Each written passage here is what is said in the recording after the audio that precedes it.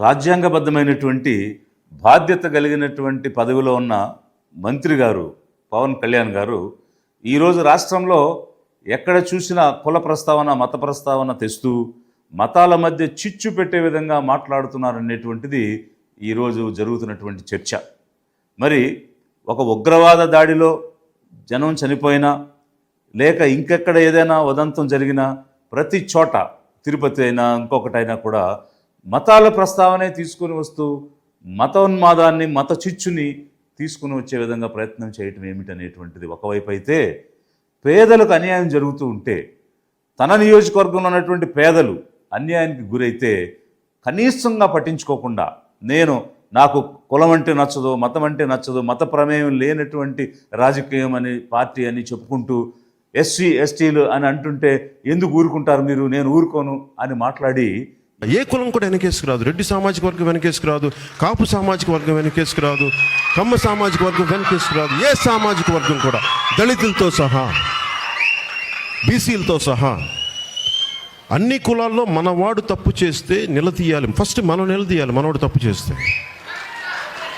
లేకపోతే ఏమైపోద్దంటే ఓట్లు పోతాయేమోనని చెప్పి, అసలు ఓట్లు కాదు, పవన్ కళ్యాణ్ మీ బంధువు అయితే ఏంటి, మీ అన్న అయితే మీ తమ్ముడు, పవన్ కళ్యాణ్ తప్పు చేస్తే పవన్ కళ్యాణ్ కూడా శిక్ష పడాలి. పవన్ కళ్యాణ్ కూడా ఈరోజు అదే ఎస్సీ ఎస్టీలకు అన్యాయం జరిగితే కనీసంగా స్థానిక ఎమ్మెల్యేగా కూడా స్పందించినటువంటి వ్యక్తి ఎవరిని చూశామనంటే మంత్రిగా ఉన్నటువంటి పవన్ కళ్యాణ్ గారిని చూశామని అక్కడికి వెళితే, నేను మల్లాం గ్రామం వెళితే అక్కడ ఉన్నటువంటి ప్రజలు చెప్తున్నటువంటి విషయం.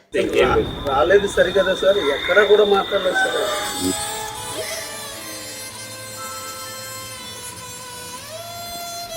ఇప్పుడు ఒకటి కుటుంబాన్ని ఆదుకోవడం అనేటువంటిది ప్రైమరీ ఇంపార్టెన్స్, అంటే ముఖ్యమైన పని.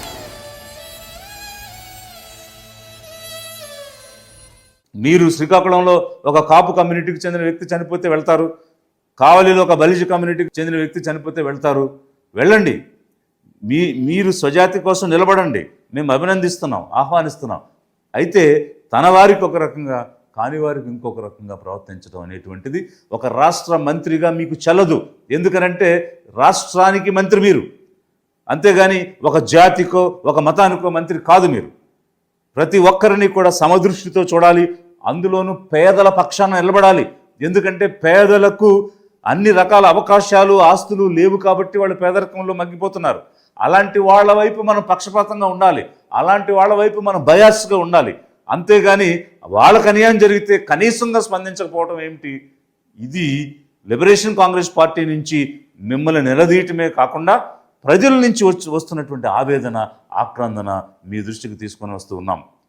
మల్లాంలో ఏం జరిగింది, మీ నియోజకవర్గంలో మీ కింద మీ చుట్టూ ఉన్నటువంటి పరిస్థితులు ఏం జరిగింది ఒకసారి చూడండి. రాలేదు సరిగదా సార్, ఎక్కడ కూడా మాట్లాడలేదు సార్.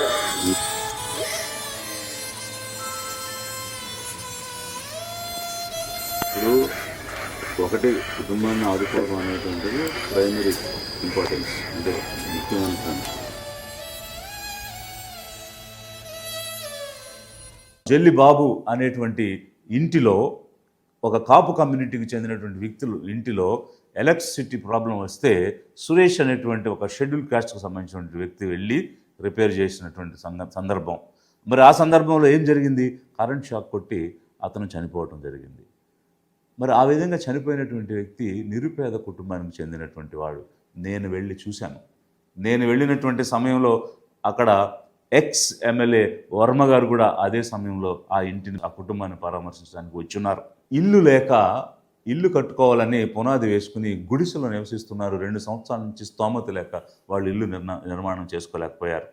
బ్రెడ్ విన్నర్ సంపాదించే వ్యక్తి చనిపోయాడు. ఈరోజు చనిపోయిన తర్వాత అక్కడ ఉన్నటువంటి సోషల్ యాక్టివిస్టులు అందరూ గ్రామ సర్పంచ్ని, కాపు పెద్దల్ని కలిసి దాని అంబేద్కర్ విగ్రహం దగ్గర ధర్నా చేసినప్పుడు వారంతా కూడా మనం సామరస్యంగా ముందుకు వెళదామని చెప్పి ఒక పంచాయతీ చేశారు. ఆ పంచాయతీలో ఏం చెప్పారంటే, ఈ మృతి చెందినటువంటి కుటుంబానికి 2,75,000 ఇప్పిస్తాము అని చెప్పి 75,000 మాత్రమే ఇచ్చి ఆ రోజుకి ఒక పంచాయతీని చేశారు. ఆ తర్వాత ఏం జరిగింది, రెండో రోజు ఉదయం ఆదివారం యథావిధిగా అక్కడ ఉన్నటువంటి షెడ్యూల్ కాస్ట్ కమ్యూనిటీకి చెందినటువంటి డిఫరెంట్ కాస్ట్లో ఉన్నటువంటి పీపుల్ అక్కడ ఉన్నటువంటి షాప్స్కి అక్కడికి వెళ్ళి రకరకాల వస్తువులు, కూరగాయలు, మాంసం ఇట్లాంటివి కొనుక్కోవడానికి ప్రయత్నం చేస్తే వారందరూ కూడా నిరాకరించారు. ఎందుకు నిరాకరించారంటే అక్కడ ఉన్నటువంటి కాపు పెద్దలు మిమ్మల్ని వెలేశారు, మీకు ఏమీ ఇవ్వకూడదని చెప్పారు. వాళ్ళు చెప్తున్నటువంటి విషయాలను వీడియోలు తీసి ఎడ్యుకేటెడ్ యూత్ సోషల్ మీడియాలో పెట్టి సాంఘిక బహిష్కరణ జరిగింది మల్లాం గ్రామంలో షెడ్యూల్ కాస్ట్కి అనేటువంటి అంశాన్ని వెలికి తీసుకొచ్చారు. ఏ మీడియా చెప్పలా, ఏ మీడియా పేపర్లో రాయలా. ప్రధాన మీడియాలో అన్నీ కూడా అమ్ముడిపోయినటువంటి పరిస్థితిలో వారికి స్వార్థంతో వ్యాపారం చేసుకునే దృక్పథంలోనే ఉన్నారు తప్ప సాంఘిక సమస్యలు కానీ పేదల సమస్యలు కానీ ఈ మీడియా బయటకు తీసుకొచ్చేటువంటి పరిస్థితులు లేదు. అందుకే సోషల్ మీడియా వాడుకుని వారు బయటకు తెచ్చారు. ఆ మల్లాం గ్రామంలో 3,000 మంది కాపులు ఉన్నారు, 1,500 మంది షెడ్యూల్ కాస్ట్ కమ్యూనిటీ వాళ్ళు ఉన్నారు. వాళ్ళు వీళ్ళని బహిష్కరణ చేశారు.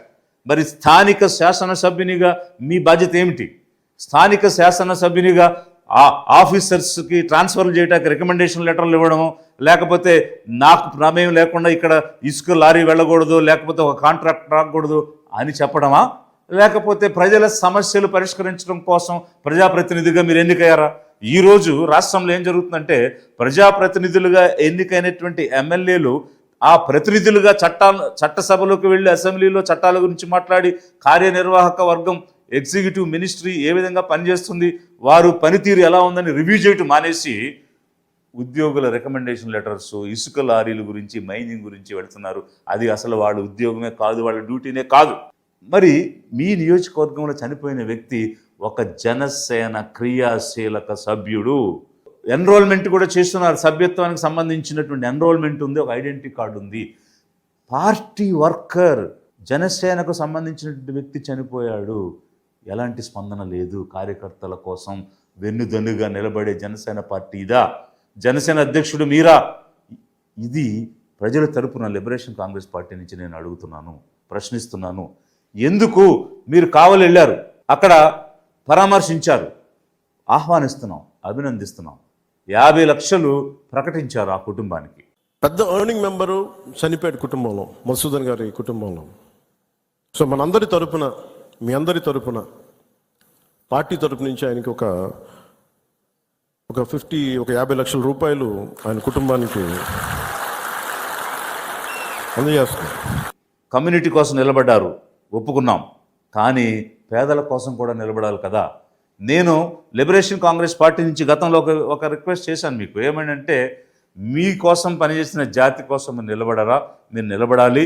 మీకు అసెంబ్లీలో, పార్లమెంట్లో అత్యధిక స్థానాలు 164 ఎమ్మెల్యేలు ఉన్నారు, ఎంపీలు ఉన్నారు, మీ తరపున గవర్నమెంట్ నిలబడుతుంది. కాబట్టి కాపుల చిరకాల వాంఛైన రిజర్వేషన్స్ని మీరు కాపుల కోసం తీసుకురండి అని గతంలో మీకు రిక్వెస్ట్ చేయడం జరిగింది. ఇప్పుడు కూడా నేను రిక్వెస్ట్ చేస్తున్నాను, మీరు అండదండగా నిలబడటంలో తప్పు లేదు. కానీ పేదల తరపున కూడా అదే అండదండలు మీరు ఇవ్వాలి అని లిబరేషన్ కాంగ్రెస్ పార్టీ నుంచి నేను డిమాండ్ చేస్తున్నాను. అక్కడ ఏం జరిగింది? సాంఘిక బహిష్కరణ జరిగితే ఆర్డీఓ వచ్చి వారి మీద కేసు పెడతానని చెప్పి, అదే ఎవరైతే బహిష్కరించారో ఆ కాపు దగ్గరికి వెళ్ళి వాళ్ళతో మాట్లాడి తిరిగి వచ్చి మీరు సామరస్యంగా ఉండండి, కేసులు ఏమి వద్దు అని చెప్పి పీస్ కమిటీ వేసి వెళ్ళిపోయారు. తప్పది. ముందు కేసు పెట్టాలి, కేసు రిజిస్టర్ చేయాలి. చేసిన తర్వాత రోజు తెల్లవారు లేస్తే ముఖముఖాలు చూసుకోవాలి, కలిసి జీవించాలి, కలిసి నడవాలి. కాబట్టి మీరు సామరస్యంగా ఉండండి అని చెప్పి ఒక పీస్ని, శాంతిని అక్కడ నెలకొల్పడం అనేటువంటి దానిలో తప్పు లేదు. కానీ బహిష్కరణ జరిగినటువంటి అంశాన్ని మీరు రికార్డులోకి తీసుకురాకుండా దానిని మారేడుకాయ చేసే విధంగా చేయడం అనేటువంటిది కరెక్ట్ కాదు అనేది ఒకవైపు అయితే, మరి మీ కమ్యూనిటీకి చెందిన వ్యక్తి చనిపోతే జనసేనకు సంబంధించిన వ్యక్తిని 50 లక్షలు అక్కడ ఇచ్చారు కదా. మరి పేదవాడు, కనీసం నివసించడానికి ఇల్లు లేనివాడు చనిపోతే అక్కడెందుకు మీరు జనసేన నుంచి 50 లక్షలు ఇవ్వలేదు? సింహాచలంలో గోడ కూలి చనిపోతే ప్రభుత్వం 25 లక్షలు ప్రకటించింది. అక్కడ యాక్సిడెంట్ జరిగింది, ఇక్కడ యాక్సిడెంట్ జరిగింది. ఇతను కూడా కరెంట్ షాక్ కొట్టి యాక్సిడెంటల్గా చనిపోయాడు. 39 సంవత్సరాలు ఉన్నటువంటి వ్యక్తి, bread winner of the family. ఈరోజు ఫ్యామిలీ వీధిని పడిపోయింది, జీవనోపాధి లేకుండా. మరి అక్కడ ఎందుకు 25 లక్షలు సీఎం రిలీఫ్ ఫండ్ నుంచి ఇప్పించలేదు? స్థానిక శాసనసభ్యునిగా మీ బాధ్యత కాదా? లిబరేషన్ కాంగ్రెస్ పార్టీ నుంచి మేము డిమాండ్ చేస్తున్నాం, ప్రభుత్వ పరంగా వచ్చేటువంటి 25 లక్షలు ఈ సురేష్ కుటుంబానికి ఇచ్చి తీరాలి. జనసేన పార్టీ నుంచి మీరు 50 లక్షలు ఏదైతే కావాలో ప్రకటించారో అదేవిధంగా 50 లక్షలు ఇక్కడ కూడా ఈ క్రియాశీలక సభ్యత్వం కలిగినటువంటి సురేష్కి ఇచ్చి తీరాలనేటువంటిది మేము డిమాండ్ చేస్తూ ఉన్నాము. హలో, తెలుగు రాజ్యం ఛానల్ చూస్తున్నారా? సామాజిక రాజకీయ జీవన చిత్రణే తెలుగు రాజ్యం. అతిశయోక్తులు అసత్యాలు ఉండవు. రాజకీయ కోణం కాదు, ప్రజా కోణమే కొలబద్ద. తెలుగు రాజ్యం వీక్షణ మీ ఉత్తమ అభిరుచికి నిదర్శనం.